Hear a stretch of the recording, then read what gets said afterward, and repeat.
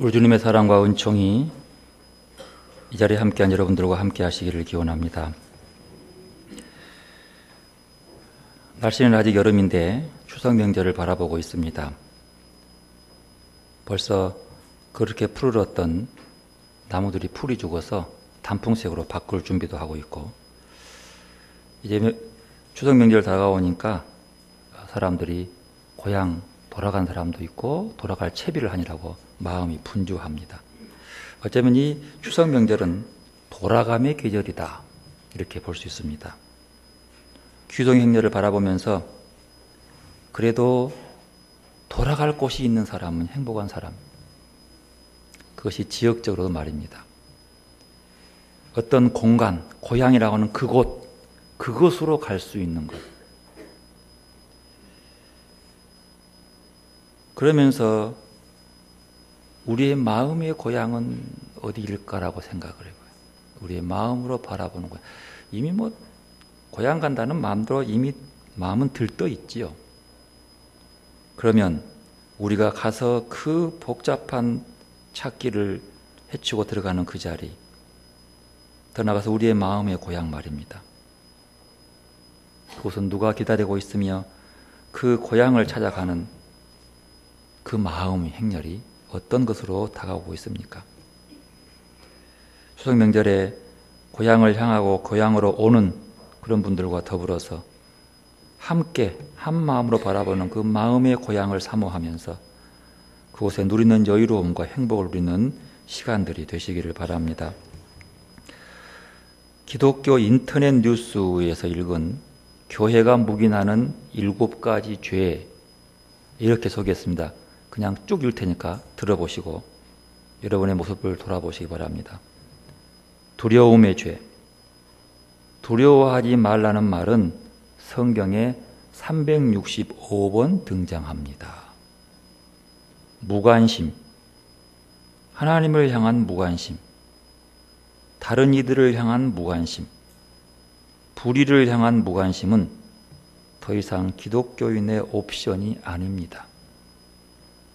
탐욕, 먹는 것뿐 아니라 소유에 대한 갈망도 탐욕입니다. 아첨, 예수님은 사람의 칭찬을 원하지 않으셨습니다. 안락함, 기독교인이라면 안락함에서 벗어나기 위해 의도적으로 노력해야 합니다. 국가주의, 기독교인은 종종 조국의 가치를 하나님에게 투영하고 하나님이 우리처럼 생각할 것이라고 믿습니다. 거짓말, 사람들은 종종 문제에서 벗어나기 위해, 성공하기 위해 거짓말을 하지요. 우리의 모습을 어떠합니까? 어떤 건 조금 와닿지 않고 어떤 부분은 확 다가오기도 합니다. 교회가 묵인하는 7가지 죄라고 하는 것은 그 교회 다니는 성도들이 이런 것들이 있어도 그것을 죄라고 여기지 않는다는 데 문제가 있는 거죠. 이거 좀 고민해 볼 그런 의미가 같습니다. 오늘 누가복음 15장에는 비유의 3가지가 있습니다. 잃은 양의 비유, 잃은 드라크마 비유, 잃은 아들의 비유. 잃은 아들을 탕자의 비유라고 얘기하죠. 모두가 다 잃어버린 것들입니다. 누가복음 15장에서 하나로 확 관통하는 주제는 잃어버림과 되찾음, 그 뜻입니다. 그런데 이 3개의 비유에 서론 역할이 누가복음 15장 1절, 2절에 있습니다.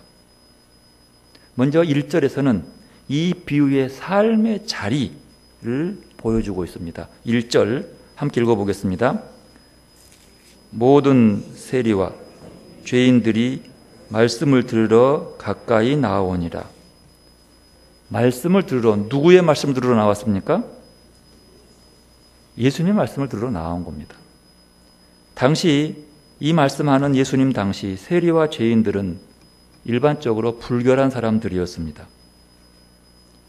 그들은 주류에 속하지 않고 스스로 내가 주류다, 라고 생각하는 사람들로부터 사람 취급도 받지 못했던 사람들입니다. 위험한 사람들이고 멀리해야 할 사람들이었습니다. 그래서 상당히 사회적인 구조 속에서 주변인 인생, 변두리 인생을 살아가게 되지요. 그러나 예수님은 애당초 그에게는 변두리의 사람들이 없었습니다. 누구나 동등했습니다. 의인과 죄인, 유대인과 이방인, 남자와 여자, 부자와 가난한 자, 거룩한 것과 속된 것, 예수님의 마음속에는 어떤 틀 속에서도 그런 차별이 아예 없었습니다. 그러면 왜 이렇게 소외된 세리와 죄인들이 예수님께 가까이 나왔겠습니까? 왜 주류의 사람들이 그렇게 소외된 그들이 그 주님께 나왔냐는 거예요. 그것은 이렇게 볼 수 있습니다. 예수님이 그 소외된 그들의 삶을 그들을 있는 그대로의 모습으로 바라봐 주었기 때문입니다. 그리고 그들이 주님 앞에 나오는 순간 그들의 마음속에 오랫동안 괴롭혀왔던 그 상처, 그 아픔이 확 치유되는 걸 느끼는 거예요. 예수라고 하는 존재 자체가 그들에게 위안이 되고 치유가 되고 축복이 되었다는 사실. 그래 몰려 들어오는 거예요. 그런데 사람을 눈에 보이는 조건과 출생으로 서로 나누고 차별하면서 우월의식으로 가득한 바리새인들과 율법학자들은 이 광경을 보고 수군거리며 투덜대기 시작합니다. 2절 말씀 함께 읽어보겠습니다. 2절 바리새인과 서기관들이 수군거려 이르되 이 사람이 죄인을 영접하고 음식을 같이 먹는다 하더라. 이 사람은 누구요? 예수님 보고요. 예수님, 이 사람이 죄인을 영접하고 음식을 함께 먹는다. 이 말한 사람들은 바리새인과 서기관, 즉 율법학자들이었습니다. 이들은 내위기에 나오는 정결법에 기초한 이분법적 사고로 무장된 사람들이었습니다. 스스로 자신들은 의인이고 세리와 그 죄인들은 죄인이므로 그들과 거리를 두어야 한다는 그 이데올로기에 사로잡혀서 융통성이라고는 전혀 없었습니다. 철저히 지켰습니다. 이것이 얽매인 거죠. 율법이라고 하는 것에 얽매여서 정말로 하나님이 관심을 가지는 그 참된 평등을 보지 못하는 거죠. 얽매임. 예수님은 이렇게 무엇인가 얽매인 자들, 이데올로기나 국가주의나 어떤 주변에 있는 모든 것들 속에 얽매인 자들에게 해방을 주시는 분입니다. 그런데 우리 주님은 우리에게 얽매여야 할 것이 있다고 얘기해요. 뭔 줄 아십니까? 하나님의 의에 얽매여 있는 사람, 성령의 새 생명 주심에 얽매여 있는 사람이 되어라, 이걸 얘기를 해요. 그 위의 모든 것들에서는 자유함을 주시는 분이십니다. 또한 이것은 판단하는 말입니다. 사람을 판단해요. 저들은 우리와 함께 겸상할 수 없는 사람, 판단하는 거죠.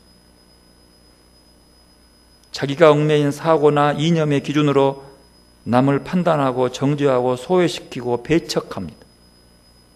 예수님은 이런 소외과 배척이 없었습니다. 이런 답답한 현실을 보고 예수님은 아주 담담하게 세 가지의 이야기를, 비유를 쫙 말씀하시는 거예요. 이 배경을 두지 않으면 이 비유가 안 나오는 거예요. 길 잃은 양의 비유를 통해서 잃어버린 양 한 마리를 찾아서는 목자의 사랑을 얘기하고, 도망가버린 아들을 통해서, 탕자의 비유를 통해서 집 나간 아들을 기다릴 뿐만 아니라 그에게 어떤 도덕적인 잣대를 들이대지 않고 그저 아버지의 사랑을 보여주는 사랑을 얘기하고 있다는 거죠. 그러고 보면 바리새인들과 율법학자들에게 없는 것은 신학이나 교리나 율법이 아니라 사랑이 없었다는 거예요. 자기들이 이 바리새인들이 말하는 것이 틀린 말이 아니에요. 율법에 나온 얘기예요. 그러니까 이 율법의 기준, 신학도 분명하고 딱 있어요. 철저히 갖고 있어요. 그런데 그 속에 예수님은 이런 것이 중요한 것이 아니라 뭐가 중요해요? 사랑이 중요해요. 이데올로기보다 사랑이 중요해요. 우리는 이데올로기, 이념 이런 것에 꽉 막혀가지고 이걸로 모든 것들을 판단해요. 여러분, 신천지 사람들이 우리를 볼 때 사랑으로 봅니까? 그들이 교회를 사랑해서 막 교회를 비판하고 따지러 오십니까? 그게 없어요. 그들은 뭐래요? 자기들만 갖고 있는 교리가 있어요. 그것으로 모든 것을 판단해요. 누구와 같아요? 발생과 같은 사람들이라고. 자기의 신학적 이론으로 가지고 막 그걸 따지고 뭐 그것도 모르냐는 그것들 뭐 틀렸다고 막 따지는 사람들. 뭐가 없는 거예요? 사랑이 없는 거예요. 말씀을도 사랑으로 말씀을 적용해야 되는 거죠. 예수님과 차이는 그거예요. 그러면서 자기는 예수를 믿는다고 고집을 부려요. 그건 자기 생각이요. 예수를 믿는 사람의 모습 어디서 나오는 거죠? 그것처럼 사랑 가운데 예수를 믿는 걸 보여주는 거예요. 그렇죠. 그러면 우리가 사랑이 뭐냐고 하는 거예요. 사랑이 뭐냐? 여러분 사랑이 뭡니까? 참 애매한 게 사랑이요. 여러분 신천지들도 사랑해요. 누구들? 저들끼리는 사랑해요. 그러나 그 틀을 벗어나면 사랑 못하는 거예요. 바리새인은 사랑할 줄 알아요. 저들끼리는 사랑할 줄 알아요. 그러나 저 세리와 죄인들은 사랑할 수 없는 거예요. 예수님은 이걸 깨트려버려요. 예수님은 예수 믿는 사람만 사랑하는 것이 아니라 안 믿는 저 불쌍한 사람 사랑하고 있는 거예요. 높은 사람만 사랑하는 것이 아니라 저 병든 사람도 사랑하는 거예요. 사랑의 기준이 틀리는 거예요. 우리가 본받는 예수님의 사랑은 그거예요.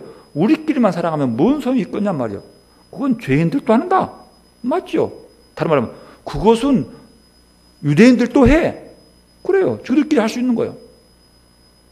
그런 사랑 말고 그 말이죠. 정신지체장애들과 함께 모여서 그들을 섬기며 살아갔던 라르쉬 공동체 창설자 장 바니의 신부는 사랑을 이렇게 정의합니다. 장애인 공동체라는 걸 전제해 주십시오. 사랑한다는 것은 모든 사람의 가슴에 숨겨진 아름다움을 드러내는 것이며 그들을 신뢰할 뿐만 아니라 더 큰 신뢰로 이끄는 것이다. 사랑한다는 것은 있는 그대로의 모습으로 바라보고 만지고 귀 기울이는 것이다. 특별히 상처 입은 사람들, 낙심한 사람들, 위기에 처한 사람들과 함께 머물면서 그들이 얼마나 소중한 사람인지를 드러내는 것이다. 우리에게 이런 사랑이 있은지 돌아보아야 할 것 같습니다. 그리스도인으로서 과연 우리가 잃어버렸던 것이 무엇인지, 진리라고 말하는 교리를 잃어버리는지 아니면 정말로 예수님의 삶의 본 사랑을 잃어버린 것인지, 이렇게 서론적 의미를 쫙 한 다음에 바로 3절, 4절부터 이제 오늘 본문의 비유에게 들어갑니다. 오늘 본문은 앞에 두 비유죠. 두 개의 비유가 있습니다. 이런 양의 비유와 이런 드라크마의 비유. 8절부터 10절까지는 드라크마의 비유입니다. 근데 이 두 개의 비유는 서로 구성과 패턴이 같아요. 의미가 있게 들리고죠. 보십시다. 4절 앞에 보면 시작되는데요. 4절 보면 이렇게 말해요. 너희 중에 어떤 사람이 라고 시작합니다. 8절 보십시오. 뭐 시작해요? 어떤 여자가. 그러면 앞에 있는 어떤 사람은 뭐예요? 남자. 보통 그래서 어떤 사람 그러면 그 어떤 사람은 여자는 빠져요. 보통 남자를 얘기해요. 그래서 영어도 man 그러면 사람을거든요. man 남자예요. 그러니까 이 보통 마오는 근데 굳이 그렇게 어떤 사람 해놓고 뒤에 어떤 여자를 넣고 있는 거죠. 우리가 2주 전에 내가 말씀드렸습니다. 누가복음에서 나온 특징 중에는 뭐라고 했다고요? 남녀 평등이 있어요. 꼭 남자 여자를 함께 꼭 묶어놔요. 이 비유도 이런 양을 얘기하면서 남자를 얘기하고 있지만 그 다음에 바로 이런 드라크마에서 여자를 얘기하고, 이게 이제 누가복음의 특징 중에 하나예요. 남녀 평등을 얘기하고 있죠. 또 하나의 이런 양의 비유는 몇 마리 잃어버렸어요? 몇 마리 양이 있었어요? 100마리 양이 있었어요. 100마리 양이 있었고 그 중에서 몇 개 잃었어요? 한 마리 잃은 거예요. 그리고 드라크마 비유는 몇 개 있었어요? 10개 중에서 1개를 잃어버린 거예요. 그리고 더 나아가서 잃은 양의 비유에서는 4절을 보니까 그 양을 다시 찾았어요. 찾고 잃어버린 드라크마의 여자도 드라크마를 또 찾아요. 8절에는. 찾고 난 다음에 잃은 양의 비유는 어떡합니까? 6절 보면 그렇게 말합니다. 집에 와서 그 벗과 이웃을 불러 모으고 말하되 나와 함께 즐기자. 나의 잃은 양을 찾아내었노라 하리라. 이렇게 말하죠. 근데 9절 보십시오. 뭐라 그래요? 또 찾아낸 즉 벗과 이웃을 불러 모으고 말하되 나와 함께 즐기자. 잃은 드라크마를 찾아내었노라. 두 개가 패턴이 딱 같이 나와요. 거의 뭐 다 나오죠. 그리고 중요한 것은 이 두 비유의 진짜의 의미, 왜 이 비유로 말했느냐라고 예수님이 말씀하면서 7절 보니까 뭐라요? 내가 너희에게 이르노니 라고 얘기해요. 10절 보세요. 내가 너희에게 이르노니. 그 이르는 말씀의 둘은 같습니다. 7절 내가 너희에게 이르노니 이와 같이 죄인 한 사람이 회개하면 하늘에서는 회개할 것 없는 의인 99으로 말미암아 기뻐하는 것보다 더하리라. 10절 내가 너희에게 이르노니 이와 같이 죄인 한 사람이 회개하면 하나님의 사자들 앞에 기쁨이 되리라. 뭐가 돼요? 보니까 무슨 죄인이 둘 다 같죠? 회개가 같죠? 뭐가 같습니까? 기쁨이 같아요.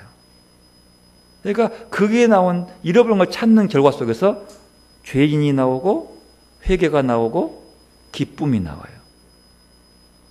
그러면 이 비유의 의미를 우리가 알 수 있죠. 이 비유를 통해서 이런 의미가 있어요. 잃어버린 소유물들, 양이나 드라크마를 잃었을 때에 그걸 찾기 위해 사람들이 얼마나 애를 쓰겠냔 말이에요. 그런데 하나님은 잃은 죄인들을 다시 찾기 위해 얼마나 애타겠느냐라고 하는 뜻이에요. 그리고 사람들이 그 잃어버린 걸 찾았을 때 너무 기뻐서 잔치를 베풀었는데 하나님이 잃어버린 그 죄인 한 사람이 돌아올 때에 얼마나 기뻐하겠느냐라는 것을 강조하거든요. 이런 구성의 서로 평행을 이루는 구조입니다. 그렇다는 것은 그 둘이 주어지는 의미와 둘이 주어지는 그 비유의 핵심이 같다는 거죠. 좀 더 크게 가면은요, 뒤에 나오는 탕자의 비유도 같은 주리로 흘러갑니다. 여러분 1절, 2절에 보면은 바리새인과 서기관들이 뭘 비판한 거죠? 예수님이 죄인들과 함께 밥 먹는 것을 주장하는 거예요. 이것은 좀 이따 나옵니다. 중요한 구조입니다. 불평하기 시작하죠, 그것을. 그런데요, 탕자의 비유 보면 돌아온 아들을 탕자를 가지고 아버지가 잔치를 보니까 누가 불평해요? 큰아들이 맏아들이 와가지고 보고 짜증을 내면서 나한테는 염소 한 마리 안 주고 막 하면서 막 불평하잖아요. 어떤 뜻이에요? 처음과 마지막 그렇게 끝나요. 처음에 불평하는 바리새인 서기관들, 뒤에 불평하는 맏아들 둘이 같은 의미로 그런 모습으로 보여주죠. 이 세 가지 비유의 공통점은 이렇습니다. 다시 찾았을 때의 기쁨이죠. 15장 7절 보면 내가 네게 이르노니 이와 같이 죄인 한 사람이 회개하면 하늘에서는 회개할 것 없는 의인 99으로 말미암아 기뻐하는 것보다 더하리라. 10절 한 사람이 회개하면 하나님의 사자들 앞에서 기쁨이 되리라. 32절 내 동생은 죽었다가 살아났으며 내가 잃었다가 얻었기로 우리가 즐거워하고 기뻐하는 것이 마땅하도다. 잃었다가 얻었기로, 잃었다가 찾았기로, 기쁨. 여기서 이 서로의 비교를 통해서 우리는 충분히 알 수 있죠. 우리가 2주 전 14장의 말씀을 보면서 14장에서 잔치를 베풀 때에 복 있는 사람이 누구라고 그랬어요? 그 잔치에 참여한 사람이었죠. 누구요? 가난한 자, 몸 불편한 사람, 맹인, 저는 사람. 이런 사람들은 주류 사람들에게 소외된 사람들이었어요. 근데 그들이 참이 안 해. 그들이 복된 사람이라고 바라보는 거죠. 15장에서도 예수님의 사랑과 관심을 가지고 함께 희생한 사람이 누구요? 소외된 죄인들이었어요. 함께 연결되는 거죠. 누가는 사회적 약자를 소외된 자들에게 예수님의 관심과 사랑이 있음을 주목하고 있는 거죠. 보잘것없는 자들을 관심을 가져주는 그 사랑. 그것 보고 뭐라고 그래요? 은혜라고 그래요. 보잘것없는 나를, 나 같은 죄인을 바라보시고 사랑하셔서 구원했던 것, 그것이 뭐예요? 은혜라고 하는 거예요. 여러분은 은혜 입은 자들입니까? 그냥 아무것도 없이 받는 자들이에요. 은혜 아니면 나 서지 못하니라는 찬양곡이 있습니다. 찬양은 참 은혜스럽지만은요, 그 가사가 너무 은혜스러워요. 제가 읽어드리겠습니다. 어둠 속 헤매이던 내 영혼 갈 길 몰라 방황할 때에 주의 십자가 영광의 그 빛이 나를 향해 비추어 주셨네.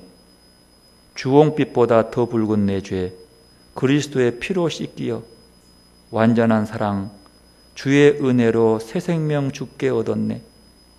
은혜 아니면 나 서지 못하네. 십자가의 그 사랑 능력 아니면 나 서지 못하네. 은혜 아니면 나 서지 못하네. 놀라운 사랑 그 은혜 아니면 나 서지 못하네. 나의 노력과 의지가 아닌 오직 주님의 그 뜻 안에서 의로운 자라 내게 말씀하셨네. 완전하신 그 은혜로 은혜 아니면 나 서지 못하네. 십자가의 그 사랑 능력 아니면 나 서지 못하네. 은혜 아니면 나 서지 못하네. 완전한 사랑 그 은혜 아니면 나 서지 못하네. 이제 나 사는 것 아니요 오직 예수 내 안에 살아계시니 나의 능력 아닌 주의 능력으로 이제 주와 함께 살리라. 오직 은혜로 나 살아가리라. 십자가의 그 사랑 주의 능력으로 나는 서리라. 주의 은혜로 나 살아가리라. 십자가 사랑 그 능력으로 나 살리라. 주 은혜로 나 살리라. 이 찬양곡 가사에서 나는 어떤 사람입니까? 내 영혼 어둠 속에 헤매였고 갈 길 몰라 방황한 나였습니다. 주홍빛보다 더 붉은 죄로 물든 나였습니다. 오늘 본문에 잃어버린 한 마리의 양처럼 길 잃고 방황하는 나였습니다. 그런 내가 주님의 십자가의 은혜로 다시 일어섰습니다. 완전한 사랑 그 은혜로 내가 다시 저 천국을 향해 걸어가게 되었습니다. 십자가의 사랑 그 능력으로 말입니다. 나의 노력과 의지가 아니라 온전히 주님의 뜻 안에서 이루어진 그 은혜입니다. 목자의 인도함에서 벗어나 죽을 수밖에 없었던 방황하는 나를 찾아오시는 주님. 말 잘 듣는 양을 오히려 들에 두고서 그들이 손해보고 있는데도 나를 찾아오신 목자이신 주님. 그렇게 외톨이가 되어 방황하는 나를 목자신 주님이 어깨를 메고 집으로 돌아와도 다른 양들도 불평 없이 기뻐하고 주님은 잔치를 베풀어 주시며 함께 기뻐하십니다. 바로 그 주님의 은혜로, 그 주님의 사랑 때문에 팍팍한 내 인생에 그분이 친히 찾아오시고 하나님 나라로 들어갈 때까지 그 은혜의 손길을 결코 놓지 않겠다고 말씀하시며 힘과 용기를 주고 계시는 것입니다.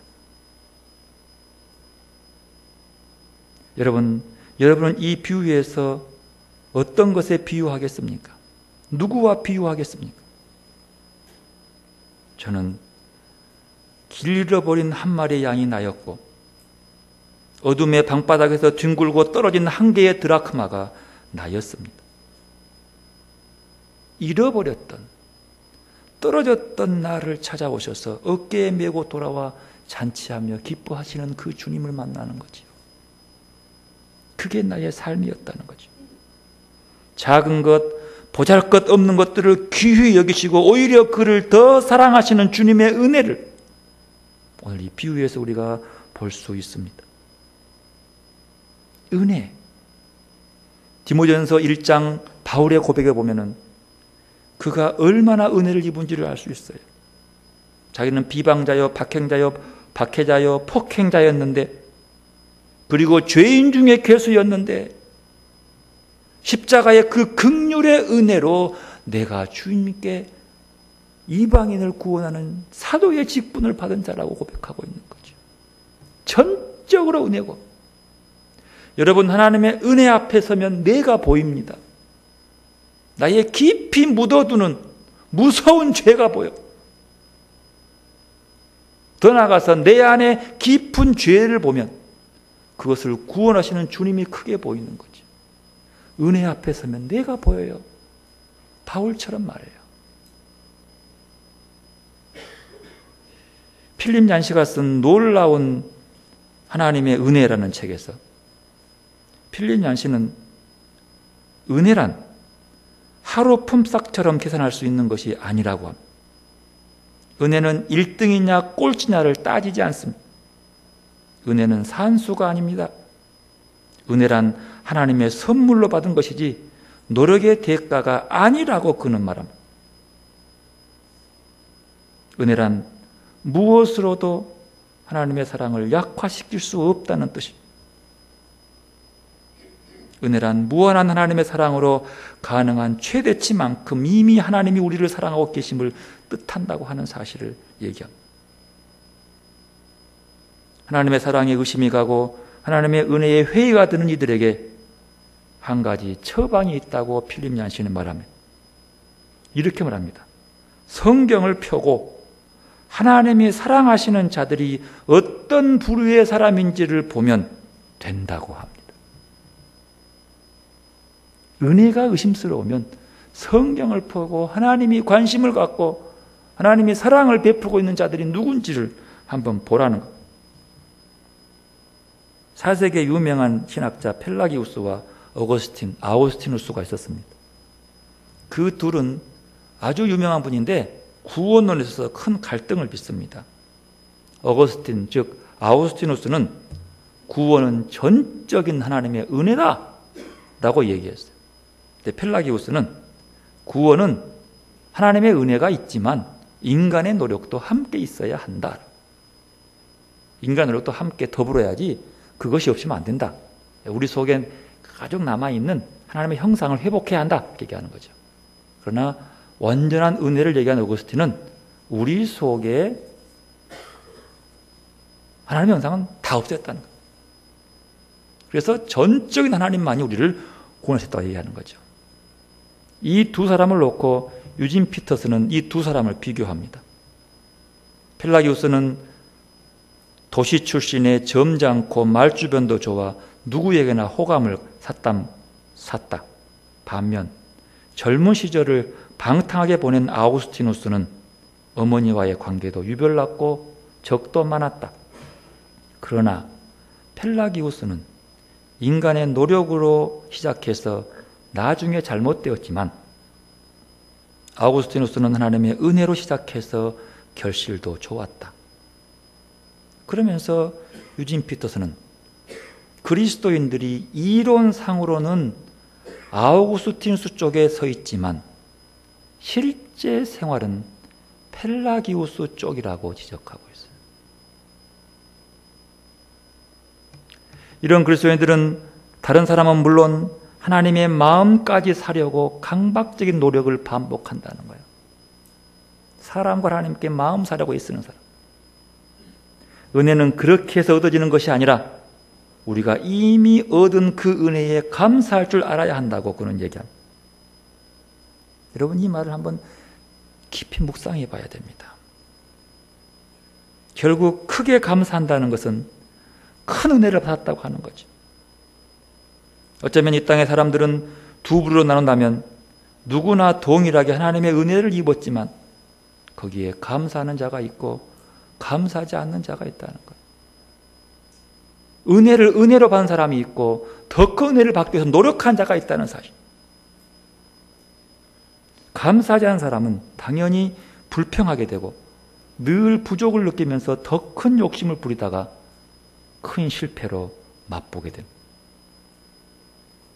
은혜에 감사하는 자는 더 큰 은혜를 체험하게 되고 더 크게 감사하게 됩니다. 그러므로 먼저 은혜를 보고, 나를 보고 은혜를 보고, 은혜를 본 자는 감사할 줄 알아야 되는 거죠. 우리는 꼭 죽을 고비를 넘겨야만 은혜라고 생각합니다.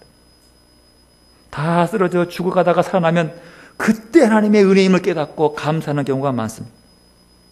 그러나 여러분, 건강할 때에, 이만큼 살아있을 때에, 안전할 때에, 교회에 나올 수 있을 때에 이것이 더 큰 은혜인 줄을 아는 것이 은혜의 사람인 거죠. 우리는 이걸 모르는 거예요. 평범한 나의 삶은 은혜가 아닌 줄로 아는 거야. 내가 노력하고 땀 흘릴 수 있는 것이 얼마나 큰 은혜인 줄 아는 것이 은혜인데 말입니다. 여러분, 은혜는 거저 주시는 겁니다. 그래서 은혜에 감사함으로 더 큰 은혜를 누려야 합니다. 하나님의 은혜는 받으려고 애쓰는 것보다도 받은 은혜를 누리는 것이 더 중요합니다. 오늘 예수님께서 두 가지 비유로 말씀하신 것은, 그 본래의 뜻은 잃은 양을 찾았을 때의 목자가 맛보는 기쁨과 잃은 드라크마를 찾는 여인의 기쁨을 예로 들면서 나 같은 죄인 한 사람이 돌아왔을 때에 하나님이 얼마나 기뻐하실지를 우리에게 생각해 보라고 촉구합니다. 나는 옳고 너는 그르다라고 하는 흑백 논리가 아니라 사랑이신 아버지의 입장의 관점으로 전환하라고 충고하고 있습니다. 죄인 한 사람의 회개를 하나님께서 얼마나 기뻐하실 것인가에 초점을 맞추면 아버지를 기쁘시게 하기 위해 세리와 죄인들에게 가지 못할 이유가 없다는 것, 자기 의라고 하는 편협성이나 허위의식에서 벗어나 적극적으로 사랑하며 살 수 있다는 것이죠. 15장의 비유들은 의인 여럿이 주는 기쁨보다 죄인 한 사람이 돌아옴으로 찾음으로 얻는 기쁨이 더 크다는 역설적인 관점으로 접근하고 있습니다. 무엇이 하나님을 기쁘시게 하는가의 차원에서 보면 기존의 많은 가치가 역전됩니다. 자기의 구속사적 우선권, 신앙의 기득권 등을 버려야 합니다. 그런 것들에 기대어 안주하는 신앙의 태도를 취하지 말고 적극적으로 하나님이 기뻐하시는 일을 찾아 나서야 한다는 것. 하나님은 사랑입니다. 그분은 무엇보다도 죄인들의 회개와 그들이 돌아오는 것을 기뻐합니다. 우리 하나님은 형제가 서로 연합하는 것을 기뻐하고 아름답고 선하게 여기십니다. 여러분, 하나님의 은혜를 기억하십니까? 은혜가 사랑입니다. 그러면 그 은혜 받은 자로서 우리는 누구를 기쁘시게 하며 살려고 하십니까? 기쁨 있는 교회는 누구의 기쁨을 찾고 있습니까? 그리고 무엇으로 감사해야 한단 말입니까? 여러분, 각자의 말씀으로 찾아오시는 하나님의 음성을 들으는 시간 되시기를 바랍니다. 그리고 이 시간 성령의 오심을 맞이하십시오. 주님이 어루만지시는 은혜를 바라보면서 기도로 나아가십시다. 주님의 은혜를 깊이 생각하고 그 은혜 받은 자로서 은혜를 주신 하나님을 기쁘시게 하는 것이 무엇인가? 아니, 나는 누구를 기쁘시게 하는 사람 살 것인가를 묵상하는 시간 되시기를 바랍니다. 기도로 나아가십시다.